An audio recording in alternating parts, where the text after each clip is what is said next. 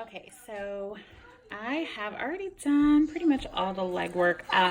This is vegan boca crumbles with onions, some seasonings, and then I've already cut up the squash and zucchini, and this is spinach and on top, and I put some fresh basil in it.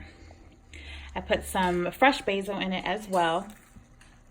So everything is going to start to simmer. And next I'm going to add in the marinara. I have to split it because I'm going to do a white sauce and a marinara sauce. So it's going to be like a pasta sauce on top of that.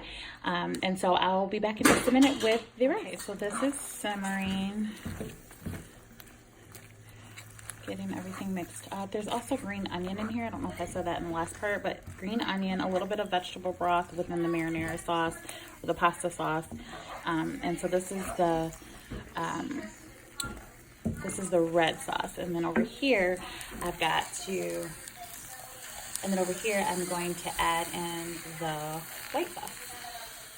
So this is the mixture that I did beforehand. That is sour cream, cream cheese, mozzarella, and some green onions mixed in. And so while this is simmering, I'm going to go ahead and turn this off, so I don't want it to cook too much before we put it in the oven. And then I'm going to sprinkle the cheese on top. So I'll show you a before with the cheese on top, and then I'll show you the after it's from the oven.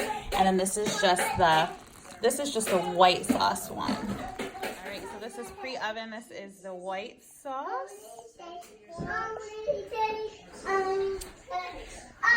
And then this is pre-oven, and that is the red sauce. So I'll show you an after as well.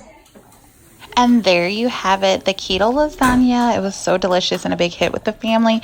So thanks so much for watching, and we'll see you guys in the next video.